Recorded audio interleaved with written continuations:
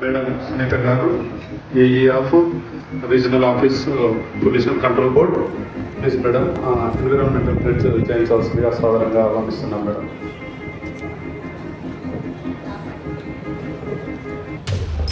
ఈరోజు ప్రపంచ దినోత్సవం సందర్భంగా మొట్టమొదటిగా ఈ ప్రతిజ్ఞతో స్టార్ట్ చేద్దామండి. అందరూ నిల్చొని వాళ్ళ రైట్ హ్యాండ్ కొంచెం ముందుకు పెట్టి నేను చెప్పినట్టు చెప్పండి. పర్యావరణాన్ని కాపాడడానికి నా దైనందిన జీవితంలో సాధ్యమైన అన్ని మార్పులు చేస్తానని నేను ప్రతిజ్ఞ చేస్తున్నాను. పర్యావరణ అనుకూల అలవాట్ల ప్రాముఖ్యత గురించి నా కుటుంబం స్నేహితులు మరియు ఇతరులను నిరంతరం ప్రేరేపించడానికి కూడా నేను కట్టుబడి ఉన్నాను. Thank you, madam. Please, all the participants, please be seated. Now, a dance performance by Kumari Trivida and Samsrita.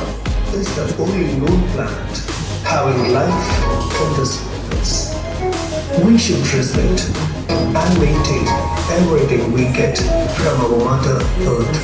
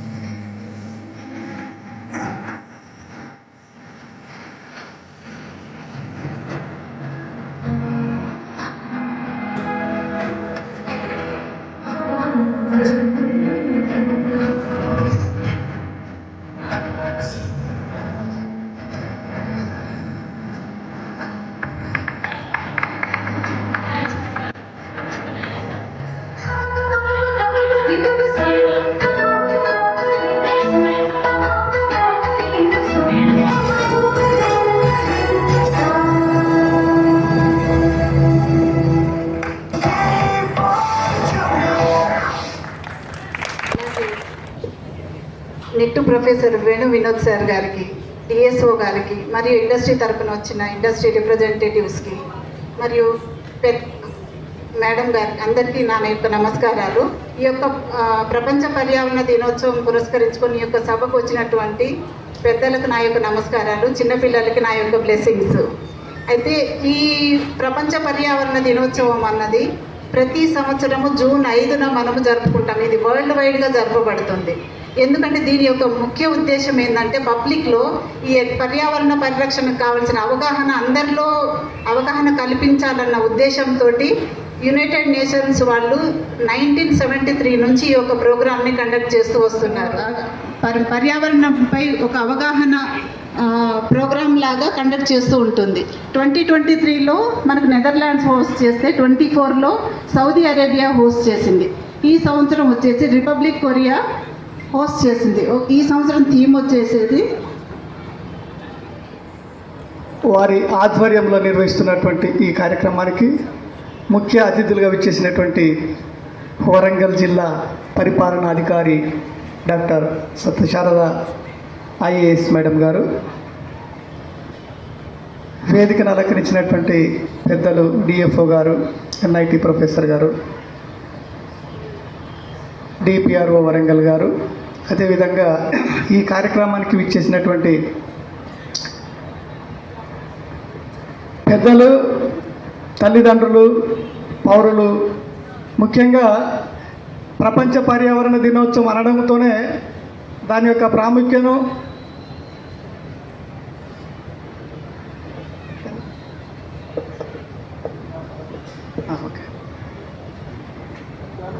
ప్రపంచ పర్యావరణ దినోత్సవాన్ని పురస్కరించుకొని మరి విద్యాశాఖలో విద్యార్థులకు మరి ఏవైనా పోటీలు నిర్వహిస్తే బాగుంటుంది అనేటువంటి ఉద్దేశంతో పర్యావరణం పట్ల అవగాహన పెంపొందించడం కోసం మరి విద్యార్థులకు మరి నిన్నటి రోజు మరి పోటీలు నిర్వహించడం జరిగింది. మరి ఈ కార్యక్రమానికి విచ్చేసినటువంటి ప్రియమైనటువంటి విద్యార్థులు, వాళ్ళని తోడుకొని వచ్చేసినటువంటి గౌరవ తల్లిదండ్రులు, తర్వాత ఈ కార్యక్రమంలో పాల్పంచుకున్నటువంటి అందరూ కూడా ప్రపంచ పర్యావరణ దినోత్సవం సందర్భంగా మనస్ఫూర్తిగా శుభాకాంక్షలు తెలియజేస్తూ ఉన్నాం.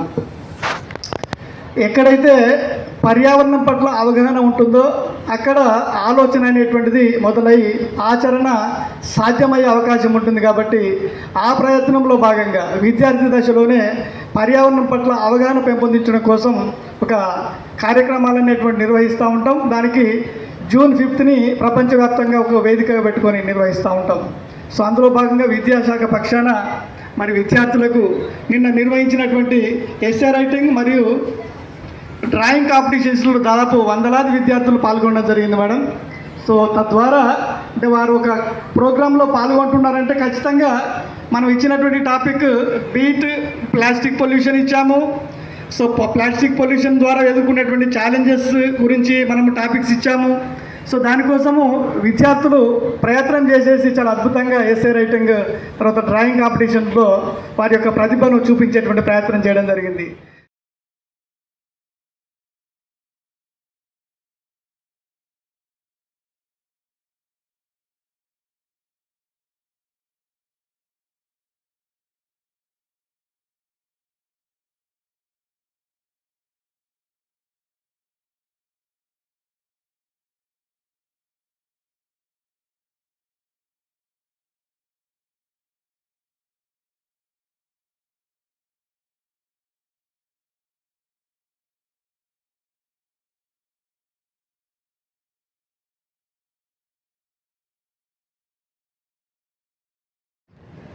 World Environment Day, June 5th, 2025 celebrations and awareness program ఇక్కడ ఏర్పాటు చేసిన పొల్యూషన్ కంట్రోల్ బోర్డ్ రీజనల్ టీమ్కి అండ్ ఈ ప్రోగ్రాంలో గెస్ట్ ఆఫ్ ఆనర్గా అటెండ్ అవుతున్న మన డిఎఫ్ఓ గారు అనుజ్ అగర్వాల్ గారికి, then one more distinguished guest from NIT Shri Vinod గారికి, then we have from Ganesh Ecotech one of the managing site నుంచి team and the district science officer.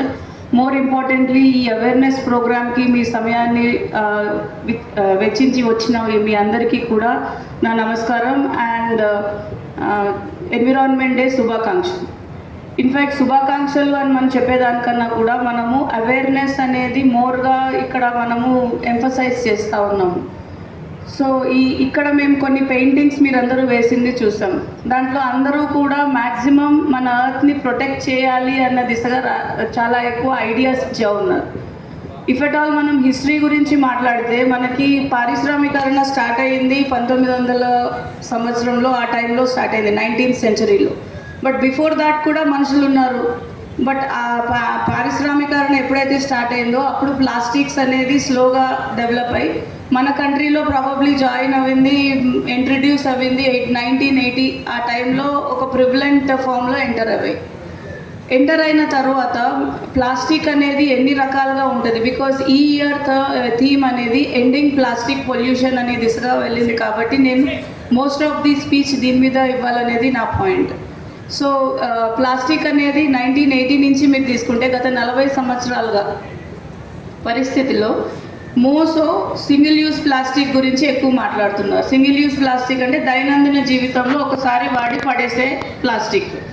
మీరు అనుకోవచ్చు మీకు తెలియని విధంగా మనం అసలు ఎక్కడ ప్లాస్టిక్ ప్యాకెట్ వాడుతున్నాము, మనము ఎక్కడ వాడడం లేదు కదా, మరి మనకెందుకు వేరే వేరే రకాల కాంప్లికేషన్స్ వస్తున్నాయని మీరు అనుకోవచ్చు.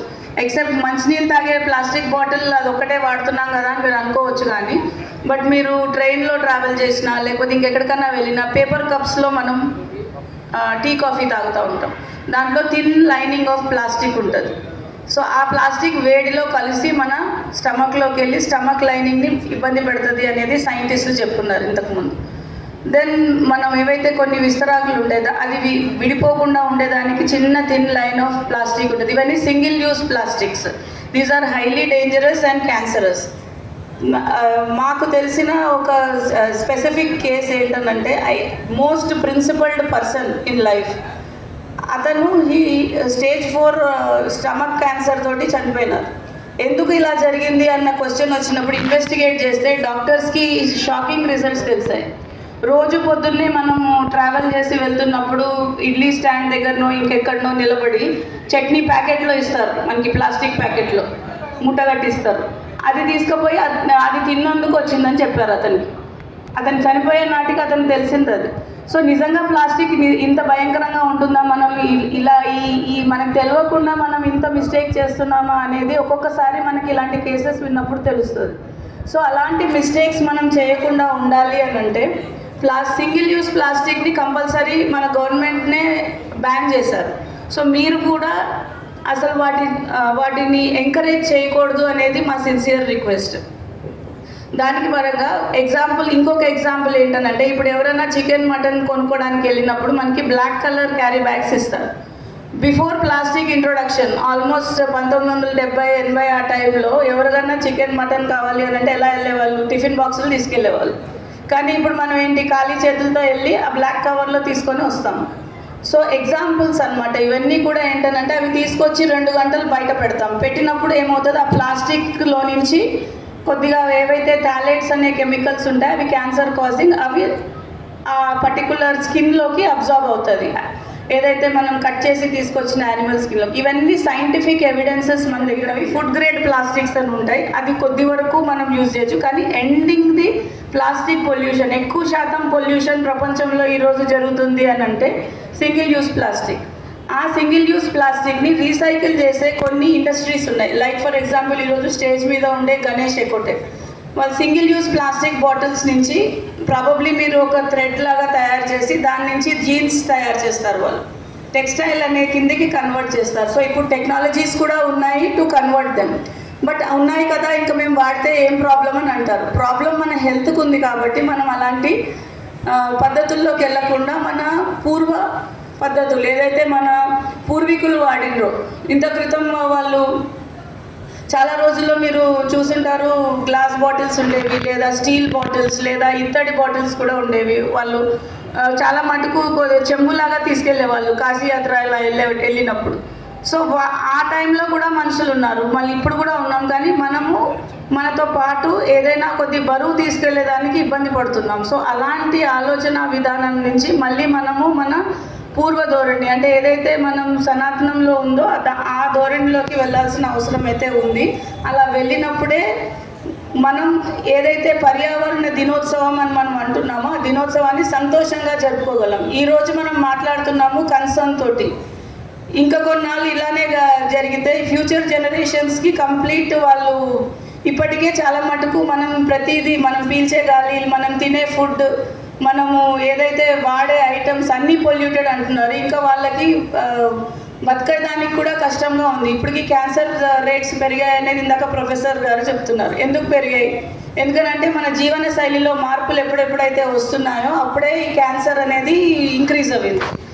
ఒరిజినల్ జీవన శైలి మన పూర్వీకులు పొలాల్లో పనిచేసుకొని రోజుకు 10 కిలోమీటర్లు నడిచి కొద్దిగా అన్నం తిని, అది కూడా ఎలాంటి పొల్యూషన్ లేని ఫుడ్, ఎక్కడ మిక్స్ లేని ఫుడ్ తిన్నందుకు వాళ్ళు 90-100 ఏళ్ళు బతికిన జమానా ఉండేది. ఇప్పుడు 40-50 ఏళ్ళు వచ్చేసరికి కాళ్ళ నొప్పులు, చేతుల నొప్పులతో పక్కకి వెళ్తారు. ఇదంతా ఎందుకు అవుతుందని అంటే ఏవైతే కెమికల్స్ మన బాడీలోకి వెళ్ళకూడదో ఆ కెమికల్స్ని మనకి తెలుసో తెలియకనో మనం వీఆర్ అబ్జార్బింగ్. సో ఈ అవగాహన మనందరికీ చాలా అవసరము. ఫర్దర్గా ఎన్విరాన్మెంటల్ డే అనేది మనం సెలబ్రేట్ చేసుకునే విధంగా పాజిటివ్గా మన అర్త్ ఎంత గ్రీన్గా ఉంది, దీనికే మనం ప్రభుత్వం నుంచి వన మహోత్సవాలు చేస్తున్నాం. సో దట్ గ్రీనరీ పెంచితే ఆక్సిజన్ లెవెల్స్ పెరుగుతాయి.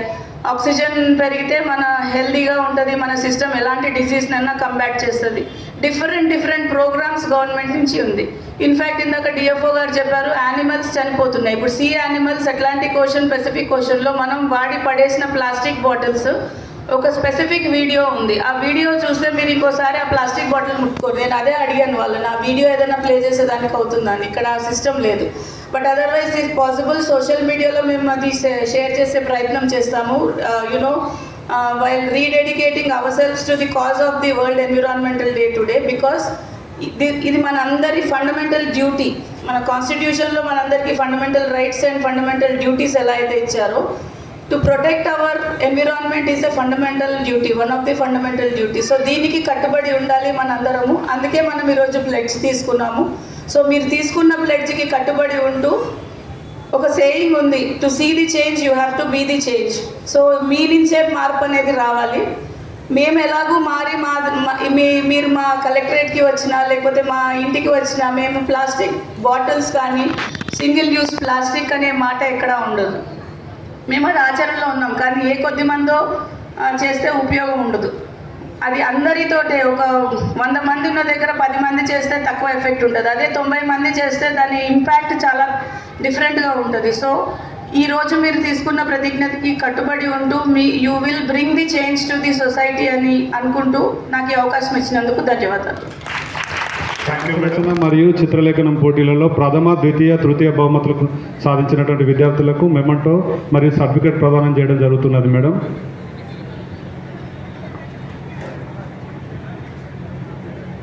డ్రాయింగ్ కాంపిటీషన్ వరంగల్ డిస్ట్రిక్ట్ నుంచి drawing competition first prize Devunuri Rishi high school Warangal. Please come and the dash.